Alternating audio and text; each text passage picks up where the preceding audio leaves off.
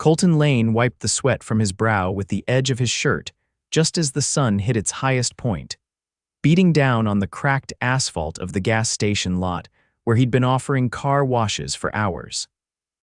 His 6-year-old daughter, Ava, sat on an overturned bucket behind him, swinging her legs and humming to herself as she colored in a worn notebook. $5 for a hand wash, Colton called out to a passing Honda, but the driver kept going. He sighed and ran his hand through his messy brown hair. He was down to his last few dollars, and today needed to be better than yesterday. A sleek black SUV pulled into the lot, its windows tinted, the engine humming like it belonged in a different world. He straightened up, grabbing a clean towel. "Car wash," he offered, stepping up to the driver's side as the window rolled down. The woman behind the wheel was stunning. Big brown eyes, dark waves tucked behind her ears, and a sharp, no-nonsense look that said she wasn't used to being approached like this. But she smiled, and it softened everything about her. "I could use one," she said, her voice low and calm. "How much?" $5, he said, "but I'll throw in tire shine for free." She raised an eyebrow. "That's a deal." Colton grabbed his bucket and sponge. Ava ran up to help, holding a small towel with both hands. "This your assistant?" the woman asked, smiling down at Ava. "My boss, actually," Colton said, glancing at his daughter with pride. "She makes sure I don't miss any spots." Ava giggled. "Daddy washes cars so I can still go to school." There was something in the woman's expression when Ava said that. Colton couldn't read it at first. It wasn't pity, but something gentler, more personal. Then she looked at Colton again. "I'm Fallon," she said, offering her hand through the window. "Colton," he said, shaking it, "and that's Ava. You do this every day, most days. I work nights sometimes too, trying to keep things together." Fallon nodded and leaned back as he started scrubbing the front bumper. He didn't ask what she did. She was clearly well off. Anyone could see that from the SUV alone. But something about her wasn't cold or distant. She watched him work, watched Ava help, and stayed the entire time instead of driving off like most people did. When he was done, he handed her the towel to check the mirrors. "Perfect," she said. Then she reached into her purse and handed him a $100 bill. He froze. "Ma'am, I can't take that. You earned it. That's too much." "It's what I want to give. Take your daughter out for dinner tonight." He hesitated, but her eyes didn't waver. He took the bill. "Thank you," he said quietly. Fallon smiled. "Maybe I'll come back tomorrow. This suv's always getting dirty." She drove off, and Colton watched her go, trying to shake the strange feeling in his chest. The next day she came back, and the day after that. Fallon started asking more questions about Ava's school, Colton's dreams, how he ended up washing cars. He told her bits and pieces, that he'd been laid off during a construction site shutdown, that Ava's mom left when she was 2. That he'd tried everything before this and was just doing what he could until something else came along. She never made him feel small. She listened, really listened, and sometimes she'd bring Ava snacks or juice boxes. Sometimes they'd talk while he worked, and sometimes she'd just sit on the hood of the SUV with Ava and laugh at her stories. One day, Fallon didn't come in the SUV. She came in a silver sports car. "You got a new one?" Colton asked, raising an eyebrow. "I have a few," she said casually. He blinked. "A few," she nodded and reached into her bag, pulling out a small wrapped box. "What's this?" he asked. "It's for Ava." Inside was a pink watch with a little heart on the face and her name engraved on the strap. Colton stared at it. "This had to cost a fortune. I liked it." "And she's always on time to help out," she said with a soft smile. "Let her have something that makes her feel special. You really don't have to, I know." He didn't know what to say. No one had ever done something like that for them. Ever. Ava wore the watch every day after that. And Fallon kept coming. One evening as the sun went down, Fallon leaned against her SUV, arms crossed, watching Ava chase bubbles in the parking lot while Colton packed up. "You ever think about doing something else?" she asked. "Every day," he said, "but I don't have a degree. And daycare costs more than I make, so here we are." Fallon was quiet for a second. Then she said, "What if I offered you something better?" He looked up. "Like what?" "I own a few properties. One of them's a detailing garage, high-end private clients. It needs someone honest. Someone who knows hard work. I think you'd be great." He blinked. "You own a garage?" I own a lot more than that, she said, finally meeting his eyes full on. I'm not just someone in an SUV, Colton. I'm the CEO of Norin Holdings. We own real estate, tech investments, luxury developments. I'm a billionaire. It hit him like a wave. The SUV, the cars, the quiet confidence, the effortless kindness. You're serious, she nodded. Dead serious. He looked down, then at Ava, then back at her. Why me? Because you're honest. You work harder than most people I know. And because I couldn't stop thinking about you after the first wash. I didn't know it would happen like this, but it did. He stared at her. And you don't have to feel weird, she added quickly. I'm not offering charity. I'm offering opportunity and maybe dinner. If you want, Colton laughed under his breath, shaking his head in disbelief. A billionaire wants to have dinner with me. I want to have dinner with you, she said. The billionaire part just means I'm picking the place. He looked at her, really looked at her. Honest, bold, beautiful. Nothing about this felt like a game. Okay, he said. Dinner, Fallon smiled. Tomorrow night, I'll find a sitter. You won't need one, she said. The restaurant has a private room with a play area. I already checked, he grinned. Of course you did. As she drove away that night, Colton stood there holding Ava's hand, her little pink watch catching the light. He had no idea what tomorrow would bring. But for the first time in a long time, he was actually looking forward to it. The restaurant Fallon chose overlooked the marina, its terrace lined with lanterns that flickered against the evening tide. Colton had never been to a place where someone opened his car door for him, nor where the host greeted his party by name before they even stepped inside. Ava tugged on his hand, eyes wide as they stepped through the tall glass doors. There's a fish tank in the wall, she whispered, pressing her nose to the glass. Fallon met them near the host stand in a navy jumpsuit that shimmered slightly under the lights. Her hair was pulled back into a low twist, and a thin gold chain traced the curve of her collarbone. She crouched down to Ava's level. Ready for your own private playroom?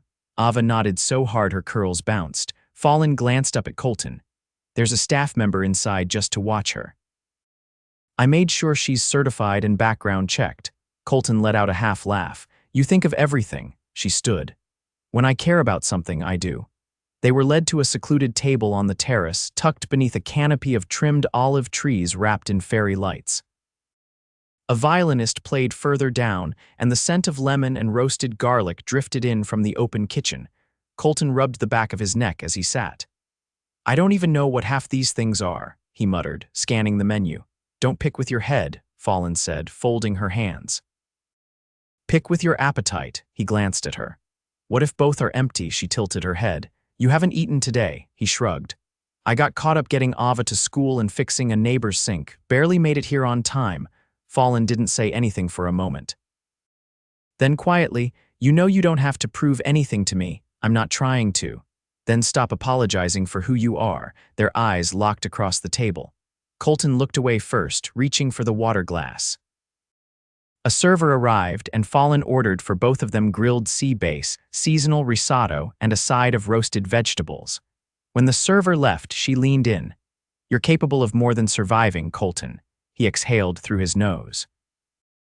You don't even know all the ways I've failed. That's not what I see. For a moment, neither of them spoke. Around them, laughter rose from nearby tables. Forks clinked against porcelain, and the violinist shifted into a slower tune. Colton finally said, Why me? Of all people you could. Spend time with. Fallon's gaze didn't waver. Because you make me feel like the part of me that's not in boardrooms still matters. He blinked. You don't get that from other people. I get admiration, obedience, politeness, but not honesty. Colton leaned back in his chair. You want honesty. I've been terrified since you told me who you are, I know.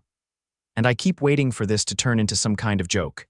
It isn't, he studied her. You're not bored, are you, slumming it for a thrill? No, she said simply. I've had every thrill money can buy.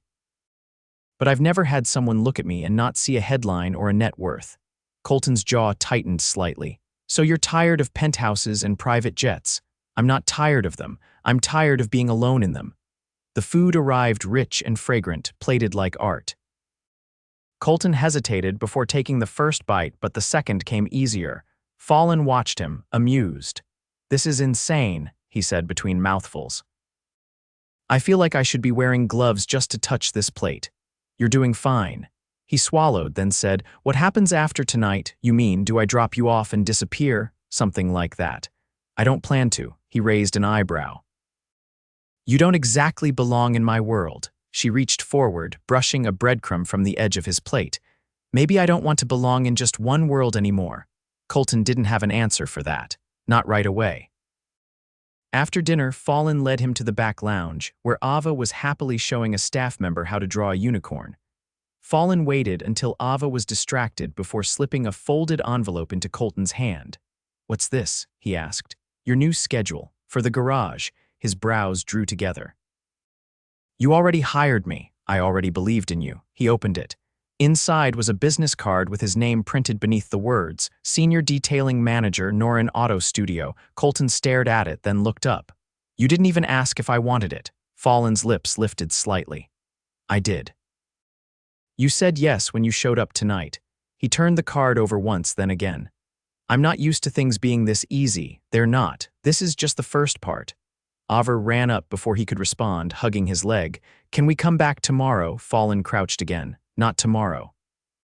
But soon, okay?" Ava nodded. "Okay." As they walked back to the parking valet, Colton carried Ava in one arm and glanced at Fallon. "You ever think maybe you're too good at this?" "At what?" "Making people feel like they belong somewhere better." She met his gaze. "Only when I meet someone who deserves it." He didn't say anything as the valet pulled up with her car. Fallon leaned in and kissed Ava's forehead, then turned to Colton. "Think about what you want, Colton, not just for Ava, for you." He nodded slowly, watching her slide into the driver's seat. As the SUV disappeared into the night, Colton stood in the glow of the restaurant lights, Ava tucked against his shoulder and the business card still warm in his hand. He didn't know where this was going, but for once, he wanted to find out.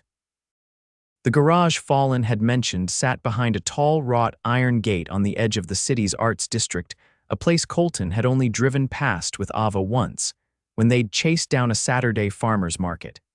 He'd never imagined he'd work in a place like this. It wasn't just a garage. It was a showroom of gleaming steel and glass, with polished floors, private bays, and ceilings high enough to hang chandeliers from. Every car inside looked like it belonged on the cover of a magazine, not in a shop. A man in a navy polo shirt greeted him at the entrance. "You're Lane?" he asked. "Yeah, Colton. Fallon said you'd come by today. I'm Ezra, general manager. She told me to give you anything you need." Colton followed him through the main detailing bay where two employees worked in near silence, wiping down a vintage convertible with microfiber cloths. Ezra handed him a schedule, a key card, and a branded jacket with his name embroidered on the chest. "I don't know if this fits," Colton said, holding it up. "It will," Ezra said without looking. "She already knew your size." Colton tried not to react. He stepped outside to call the sitter Fallon had arranged for Ava. Her assistant had insisted on handling it when Colton said he didn't know anyone he could trust. The woman, a retired teacher named Miss Delia, had already texted Fallon pictures of Ava playing board games and eating orange slices. He stared at the photo longer than he meant to. Fallon hadn't just opened a door, she'd built a whole hallway. That night, after hours at the garage, Colton parked his old sedan outside a quiet residential street. Fallon had sent him an address with only a short message: dinner. No dress code. Just come hungry. When he knocked, the door opened before he could lower his hand. Fallon stood barefoot in jeans and a loose blouse, holding a wooden spoon. Behind her, the smell of sautéed garlic filled the air. "You cook?" he asked, stepping inside. "Only when I need to think." "Think about what?" She handed him a glass of wine. He blinked. "You think about me, more than I probably should." The house was nothing like he'd imagined. It wasn't cold or sterile or sprawling. It was warm, filled with books stacked on tables, a piano with sheet music open, and mismatched bowls in the kitchen that looked like someone had picked them up one at a time over years, not from a showroom. "I thought you'd live in a penthouse," he said. "I do. This is just where I come when I want to breathe." She stirred a pot on the stove. "You're staring." "I just didn't expect this." "You expected champagne fountains and robotic butlers." "Something like that." Fallon tasted the sauce, then handed him the spoon. "Tell me what it needs." He hesitated, then took a small taste. "More salt." She nodded and added a pinch.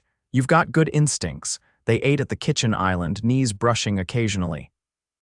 Fallon told him about her first company, the one she started with money she'd saved from tutoring kids during college. She'd flipped her first property at 24. That's insane, he said between bites.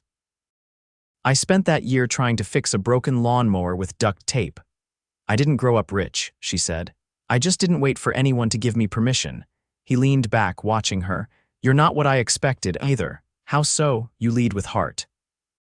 Most people with money lead with ego. Fallon tilted her head slightly, considering that. Maybe ego's louder, but heart lasts longer. After dinner, she cleared the plates and he helped without being asked. As they stood at the sink shoulder to shoulder, Fallon dried a glass and said, I know this feels fast. It is fast. But I'm not interested in pretending it's casual. He paused, his hands still wet. You're not. I've done casual. It's empty. You're not. He glanced at her. You always this direct, only when I want something. And what do you want? She turned to face him fully. A real shot at something that matters. I want trust. I want honesty. I want someone who doesn't care what my bank account looks like. Colton looked down at the sink, then back at her. You already have that. They stood in silence for a moment, the hum of the dishwasher filling the space between them. Then Fallon said, I need to show you something. She led him upstairs to a small home office. On the desk was a folder with architectural sketches and business plans. At the top was a logo he didn't recognize, Ava's Place. What is this? He asked. A nonprofit I've been planning for months, before I met you, actually. A center for single parents, affordable childcare, job training, therapy. His voice was quiet. You named it that before you met Ava. No, she said. I renamed it after I met her. He stared at the pages. She had mapped out everything: budgets, timelines, community partnerships. Fallon stepped closer. I want you to be part of it, not just as a name. I want your ideas, your experience. What you've been through, it matters. He didn't know what to say. I'm not offering you a handout, she said. I'm offering you purpose. Colton let out a breath. You don't stop, do you? She smiled faintly. Not when I believe in something. For the first time in years, he felt like the ground beneath him was shifting, not in a way that made him fall, but in a way that made him rise. I'll do it, he said. Whatever you need, I'm in. Fallon didn't say anything. She just reached for his hand. The touch was simple, quiet, certain. Colton squeezed her fingers once, then let go. I should get back to Ava. Fallon walked him to the door. As he reached for the handle, her voice stopped him. I don't want to scare you off. You're not. I just don't want you to wake up one day and feel like I pulled you into something that doesn't belong to you. He turned slowly. Fallon, I've lived my whole life waiting for a door to open. You didn't pull me in. You invited me. And I want to stay. She didn't reply, but she didn't have to. The look in her eyes said she believed him. And that, maybe, for the first time, she wanted to stay too.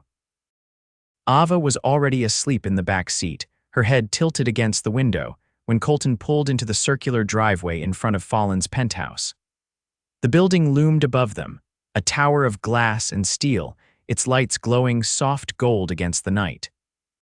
He parked beside a low planter filled with white roses, the scent faint even through the breeze. Fallon opened the front door before he could ring the bell. She fell asleep halfway here, he said quietly, lifting Ava into his arms. Bring her in, Fallon said, holding the door wide. The penthouse was silent, except for the low murmur of jazz playing through the unseen speakers.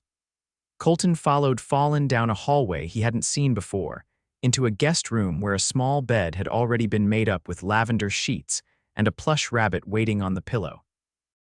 He hesitated at the threshold. You planned this, I hoped, she said. He laid Ava down gently, brushing a curl from her forehead. She stirred once and then settled.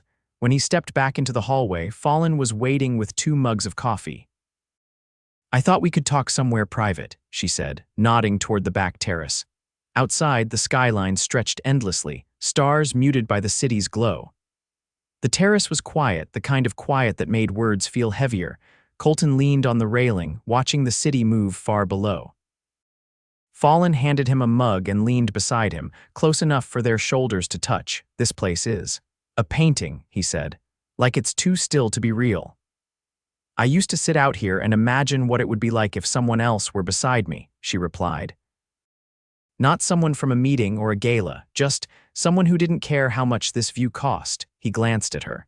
You ever get tired of people trying to impress you all the time? I'm not going to pretend I belong here. I wouldn't want you to. He took a slow sip. You really think I'm ready for all this? The garage, the nonprofit, the us. You've already been doing the hardest job in the world. Everything else, that's just logistics. He let out a breath. What if I mess it up? Then we figure it out. And if I can't be what you need, then I'll remind you that I didn't fall for what you could be. I fell for who you already are. He set the mug down on the stone ledge. I'm not used to things staying good. Usually when something's this perfect, there's a catch. There's no catch, just choice. He turned to face her fully. Then I choose you. It wasn't a grand declaration. It didn't need to be. It was steady, grounded, real. Fallon leaned in, her voice barely above the wind. I want to build a life with you, not just a chapter. He reached for her hand, interlacing their fingers. Then let's start with a page. They stood in silence, the night wrapping around them like a promise. 3 months later, the grand opening of Ava's place brought the neighborhood to life. The sun had barely risen when the first families arrived, drawn by the bright banners and the sounds of laughter spilling from the courtyard. Children raced through the playground. Parents toured the job training rooms and counseling centers. Every wall inside the main lobby bore photos of real families, not stock images, proof that this place belonged to them. Ava ran ahead of Colton, her new backpack bouncing on her shoulders. Her smile was wide as she tugged on Fallon's arm. Did you see the snack table? They have strawberries and cupcakes. I had a feeling you'd approve, Fallon said, kneeling to fix the strap on her shoe. Colton watched them from a few feet away, a clipboard in one hand, a walkie-talkie clipped to his belt. The new role suited him. He moved with quiet confidence now, not because he was pretending, but because he no longer had to. The mayor arrived just before noon, and Fallon gave the opening remarks while Colton helped organize the volunteers. When she spoke, she didn't mention her company or her net worth. She talked about second chances and unseen potential. About how one day, she got her car washed and walked away with something far more powerful than clean tires' hope. That night, after the last guest had left and the last chair was folded, Colton stood in the center of the courtyard, staring up at the sign that read Ava's Place in deep blue letters. Fallon came up beside him, her heels clicking softly on the pavement. We did it, she said. You did it. No, she said, turning to him. We did. He turned toward her, brushing a strand of hair behind her ear. You remember what you said that night in your kitchen about not wanting to scare me away? I remember. You didn't scare me. You showed me what it looks like to be loved without conditions. She blinked, her eyes softening. I want to marry you, he said, voice steady. Not because I owe you anything, but because I wake up every day knowing I've already found the best part of my life. And I don't want another day without you in it. Fallon didn't answer with words. She stepped forward and wrapped her arms around his neck, pressing her forehead to his. Yes, she whispered. Yes to all of it. The wedding took place in the garden behind the center, beneath an arch of white lilies and ivy. Ava stood between them, holding both their hands, wearing a dress Fallon had let her pick out herself from a boutique where no price tags were displayed. Colton wore a navy suit. His tie was crooked, and Fallon fixed it just before the ceremony started. I'm not used to ties, he said. You're not marrying the tie, she replied, smiling. The vows were simple, honest, nothing rehearsed. They didn't need 1,000 guests or a rooftop ballroom. They had each other. They had Ava. And they had a life built not on wealth or status, but on the kind of love that doesn't care where you start, as long as you finish together. After the final dance, as stars broke through the dusk and Ava fell asleep curled in a blanket on a lounge chair, Colton pulled Fallon close and kissed her beneath the archway. You still think this is all happening too fast? She asked. He shook his head. Not fast. Just right. And for the first time in his life, he didn't feel like he'd stumbled into something too big for him. He felt like he'd finally come home. Fallon stepped into the front room of the center, brushing a strand of hair away from her cheek as she glanced at her watch. The last of the evening volunteers had signed out, and the soft buzz of quiet conversation echoed from the multipurpose room down the hall. Outside the wide pane windows, Dusk painted the sky in streaks of violet and copper. Colton walked in from the opposite hallway, rolling up the sleeves of his charcoal button-down. He carried a small stack of paperwork and a worn sketch pad with Ava's name scrawled across the front in glittery marker. "She left this in the reading nook," he said, setting it on the front counter. "Apparently, the new crayon set you bought is now sacred." Fallon smiled as she picked up the pad. "She told me yesterday that the golden peach crayon is only for princess dresses now." Colton leaned against the counter, watching her thumb through the pages. "You're glowing. I think it's just the overhead lights." "No," he said, "it's you." She closed the sketch pad and set it down gently beside the visitor log. "Something on your mind I got a call this morning," he said, "from the city council. They want to feature the center in the next development review. Said they've never seen a community project get this kind of traction so fast." Fallon's eyes widened. "That's huge." "I told them I'd only do the interview if you were there with me." Her smile softened. "We built this together." He glanced down, thumbing the edge of the counter. "I also got a letter today, certified, from Ava's mom." Fallon's posture shifted slightly, the air between them tightening with unspoken weight. "She's not coming back," he said. "She just wanted to sign off on full custody officially, no strings, no more waiting." Fallon didn't speak right away. "How do you feel?" "Lighter," he said. "Not angry, just free." Fallon reached across the counter and took his hand. "Then we celebrate that." They stood there for a long moment, fingers entwined, the silence between them full of understanding. "I've been thinking about something," Colton said. "Something we haven't really talked about." Fallon arched a brow, curious. "I want to adopt," he said. "Not right now." "But someday, with you?" She blinked, surprised. "You do?" "I never thought I'd be the kind of man who could give someone else a solid home, but I do now, because of us." Fallon's throat tightened. "You've become that man you always were. You just didn't see him yet. I want to give what we have to someone else who needs it, like we gave it to Ava." Fallon stepped around the counter and wrapped her arms around his waist, resting her head against his chest. "Then someday we will." The door opened behind them, and Ava came running in, Miss Delia following at a slower pace with a soft chuckle. "She said she wanted to say good night to both of you before we left," the older woman said. Ava reached up, her small hands tugging on Fallon's sleeve. "Can I stay here with you tonight?" Fallon crouched down. "You'll be with us again tomorrow, sweetheart. We have pancakes and crafts waiting for you. Promise?" "Promise." Ava turned to Colton next. "Can I draw you and Fallon getting married again, but this time with a puppy?" He laughed. "You can draw whatever you want, princess." After Miss Delia led Ava back toward the car, Fallon turned to Colton. "She's happy. She's safe," he said. "She's loved." Fallon stepped closer. "You know what I realized today?" He tilted his head. "We haven't gone anywhere, not really. We haven't taken a trip. No jet setting, no Paris or Santorini, nothing extravagant." "Do you want that?" She smiled. "I want you, but I also want to show you the world." He leaned down, brushing his lips softly against hers. "Then let's go see it." They didn't need to plan it that night. But the promise hung between them like a shared dream waiting to be lived. A year later, the center had expanded into 2 neighboring buildings. The job training program had doubled in size, and the after-school art initiative had a waitlist. Fallon had stepped back from the day-to-day operations of her company, choosing instead to lead a new philanthropic division with Colton as co-director.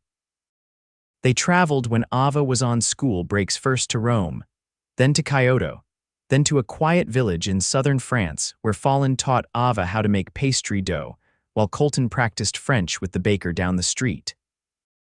Their wedding had been small, just family and close friends, held in the garden behind their home. Fallon wore a pale blue dress, and Colton had tears in his eyes the moment she walked into the clearing. Ava stood beside them, holding the rings in a velvet box she'd decorated herself. She insisted on being called Best Princess instead of Flower Girl. During the vows, Fallon promised not only to love Colton, but to keep creating a life worth sharing. Colton promised to never stop seeing her not for her brilliance or her beauty, but for the way she lit a path through his darkest days and never once looked back to make sure he was following. They didn't need fireworks or a dramatic finale. What they had was better. They had mornings with sleepy kisses and mismatched coffee mugs. They had Ava's giggles echoing through the hallway.